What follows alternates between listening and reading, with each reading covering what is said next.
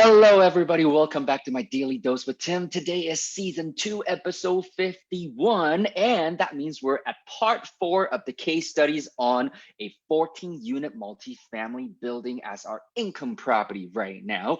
And so we've gone through as far as figuring out the initial revenue totals as well as expenses. And as a result, that gave us our net operating income, which is one of the most important, and in my opinion, the most important number we need to look at as far as asset performance goes. And then we also got into figuring out what the debt servicing is like, leveraging ratehub.ca right now, and figuring out our cash flow and our cash on cash return on this building as well. And so a lot of the times, we always talked about the fact that we never go into any buildings without knowing that there's always a little bit of an upside. And so when it comes to single family homes, i.e. smaller properties, a lot of us have heard of the BRRRR process, which is something that we also talked about as well. However, the BRRRR is a process, in my opinion. Once again, it's not a strategy, because distressed properties is the actual strategy, as in how you acquire them, be it distressed property itself, meaning the properties themselves need a little bit of work, and or distressed seller situations. And when we get used to playing with smaller toys, as in smaller properties, then we apply the same rules, same concepts, and same definitions onto bigger properties as well. And so let's come back to the same case study, the same example that we've been using over the last few days now at this point. And in the last few episodes, we've already gone through some of those things. So now what I really want to touch on is, what if, let's just say, what if the revenue has some growing potential? And so in the beginning, I'm going to write it out in black once again. So now the numbers that we were given, ooh, that is not a straight line. Let's see if we can do that again. There we go. It's always a little tricky writing on a digital pad here. And so originally what was given is 710 is the average income or rent per unit. Whoopsie, not writing very well today. Per unit per month at the moment. And then we also have laundry at $120 on a monthly basis, and also $450 from the vending machine so far. Okay, so that's what we have. So what if through our due diligence, so let's just use it as a bit of a disclaimer, after DD, after due diligence, let's just call it potential, or some of you guys want to just call it future. Okay, so this is all stuff that we would actually be writing down on a notepad, especially if we're just kind of out there doing a shopping day, as in property shopping day, when we're collecting information, as well as doing some quick studies for ourselves and doing our due diligence. Because ideally, when you're doing stuff like this, you're able to either gather this information from anything that's available online to you, or more importantly, from your power team members that will be helping you facilitate and even managing the asset afterwards. So what that means is from your realtors who is on this case with you, as well as the property managers who are local that can provide you with local intels. So for example, let's just say that if the property stays as is, but we just need to slowly update the leases, because guess what? A lot of the amateur investors, they actually do not raise their rents whatsoever. And even if they did, it might be eons ago. The point is, as a savvy investor, we're supposed to be raising our rent. And I don't want to use the word savvy, because I don't believe in that word, to be really honest, when it comes to describing investors. As an educated and professional investor, let's put it that way, especially in real estate. The idea though is that we are able to slowly figure out how to increase our NOI as well. And if you remember the formula to get to NOI, it's really either increasing revenue and or decreasing expenses at the same time to maximize that NOI value. However, how often do we really get to decrease our expenses? And this is why the same goes for our personal expenses. I understand we've talked about this quite a few times now. It's about budget, budget, budget, budget. However, to me, it's not about budgeting, because budgeting sometimes can be very soul crushing over time as well, because you just feel like you want to do something and you need to be responsible. But then this is what I mean, is that ultimately you want to be financially happy and financially responsible, but not feel like you're tied down by a budget all the time. Point is, that's the end of my short rant there.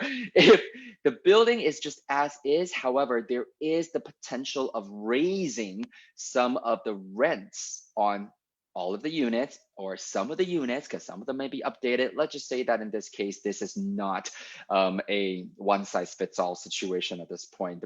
The current or previous owner or previous investor that's selling you the building has, had some turnovers with tenant situations. So they actually did manage to raise the rent on a few units. So out of the 14 units, they may have done that to 2 or 3, but everybody else has sort of stayed way below market rent.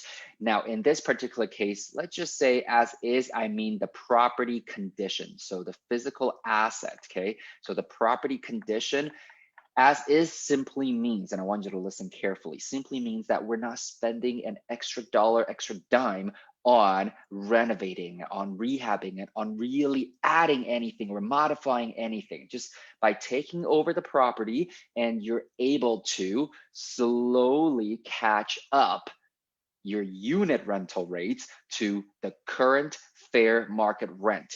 And so I just want to say, in this particular case, let's just say that we're not looking at anything that's ridiculously high. However, in most cases, depending on the market that you're in, it could be.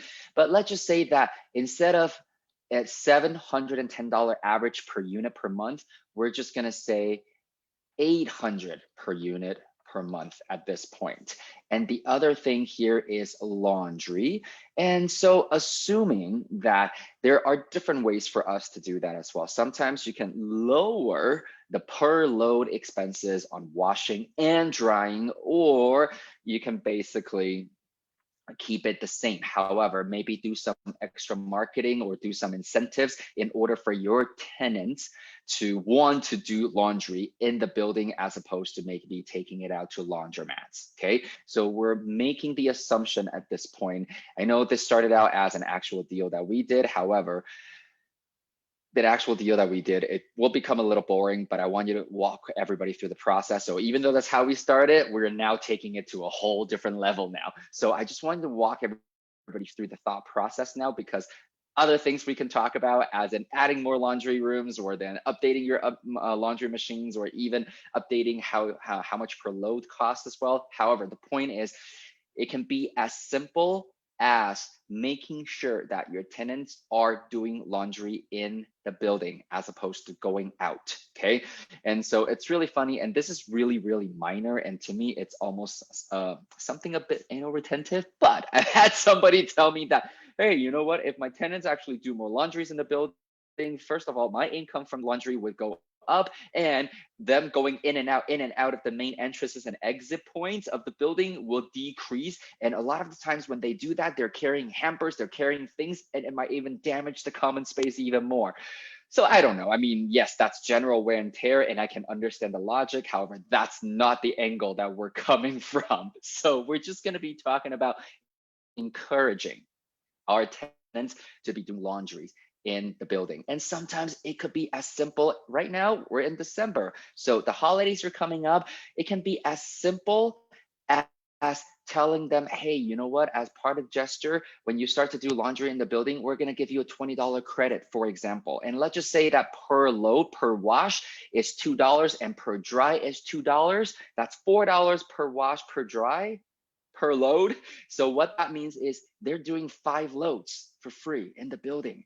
And what that means is you're helping them develop that habit, and they get conditioned to doing laundry in the building. And chances are, even if they've been doing laundries outside of the building, going to laundromats that they're familiar with, this could actually convert them as well. The point is, let's just say that from a numbers perspective, instead of $120 per month, let's not go too crazy either. Let's just say, you know what, we managed to raise it to $160 a month. The idea here is that I want to make small changes to show everybody what the impact on the final numbers and analysis would be like, okay? And so $160 a month, and then from a vending machine perspective, once you take over, again, you can do a quick survey with the building as well to see what people like to see in the vending machine. So many people have vending machines in their buildings, and yet they don't even think about polling, doing a quick survey on what the tenants actually want to buy. They go by how quickly the inventory is consumed, which is usually what is taught when you are in the vending machine business, and then that's what we do. However, they pick the items that go in there. However, in my opinion, it's always been, I'm just a shopper. You tell me what you like, because the more you consume, the more everybody wins. Okay. So from this perspective, once again, we're just going to add it to 500, okay, per month on vending. And I'm going to write this on laundry. Okay. So let's add this up once again. So the new numbers now, okay. Let's see, do we have that number here? No, we actually, yes, we do. So over here, we had 126,120. Oops, 126,120. And on the right-hand side now, let's say 800 per unit, so 14 units, and then 12 months, plus 160 times 12 months is 1920. Plus 500 per month times 12 months, that's 6,000. So now we have a total of 142,320. Okay, so 142,320. And so let's just do a quick difference calculation.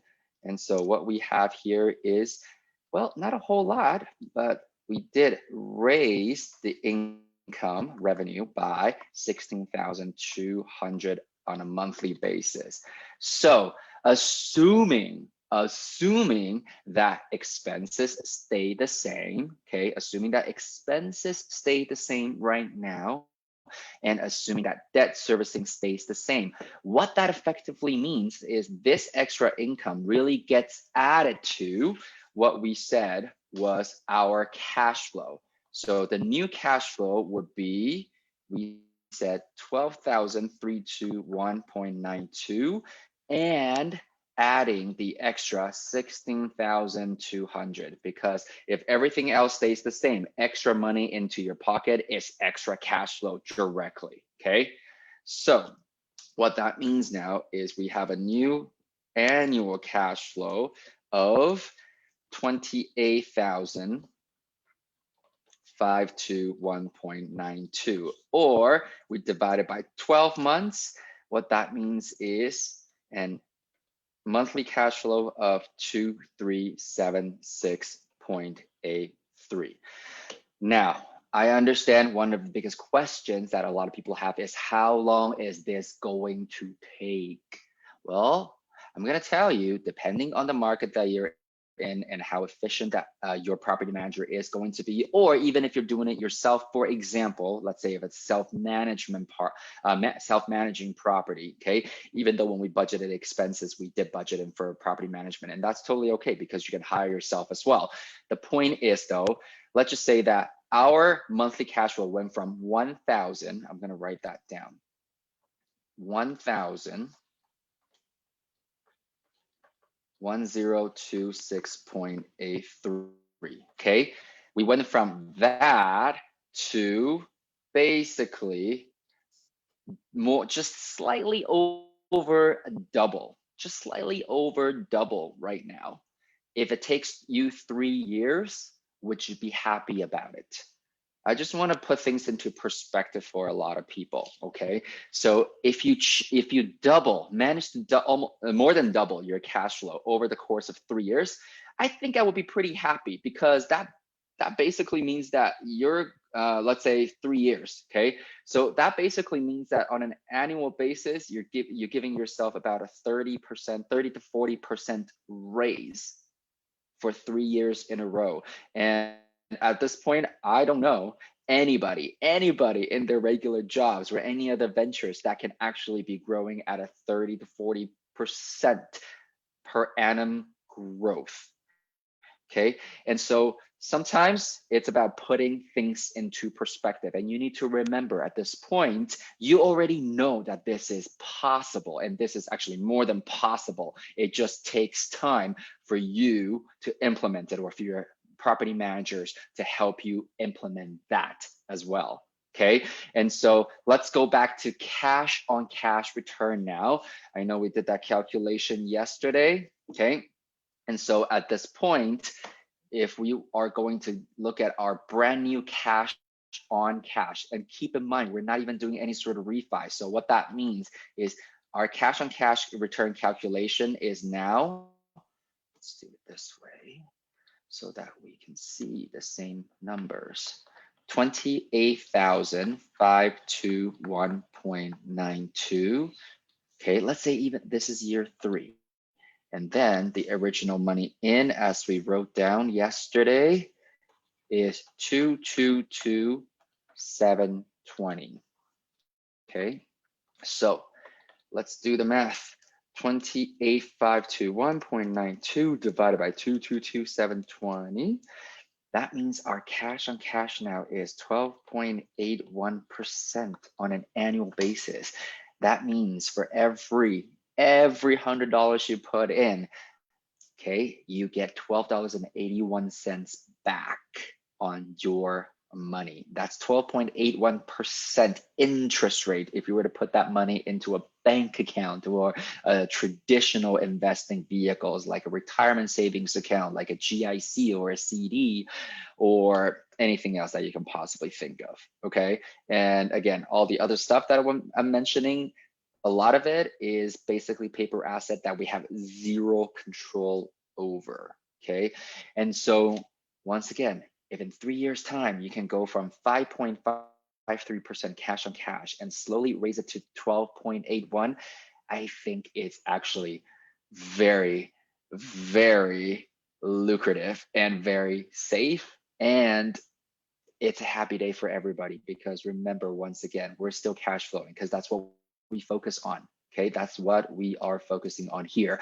And so at $23.76 a month, well, how many of these can you buy? How many of these do you want to buy? And again, if you learn how to raise funds, the answer is always infinite, as many as you would like. So again, this goes back to making sure that you understand this is not a one size fits all. However, I want to show you the potential of what income properties can do. And so today I just wanted to focus on raising the revenue as well. And tomorrow, what we can start to discover is what happens, or in the next episode, what happens when we can not only increase revenue and potentially decrease expenses at the same time.